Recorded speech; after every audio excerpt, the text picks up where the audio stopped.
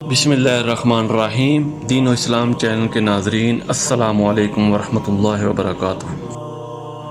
صحیح بخاری کی حدیث نمبر 90 ہے، ایک شخص حزم بن ابی کعب نے رسول اللہ صلی اللہ علیہ وسلم کی خدمت میں آ کر عرض کیا، یا رسول اللہ صلی اللہ علیہ وسلم، فلاں شخص معاذ بن جبل لمبی نماز پڑھاتے ہیں، اس لیے میں جماعت کی نماز میں شریک نہیں ہو سکتا، کیونکہ میں دن بھر اونٹ چرانے کی وجہ سے رات کو تھک کر چکنا چور ہو جاتا ہوں اور طویل قرات سننے کی طاقت نہیں رکھتا۔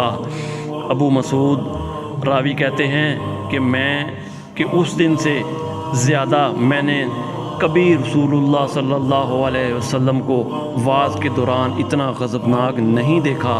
آپ صلی اللہ علیہ وسلم نے فرمایا، اے لوگو، تم ایسی شدت اختیار کر کے لوگوں کو دین سے نفرت دلانے لگے ہو۔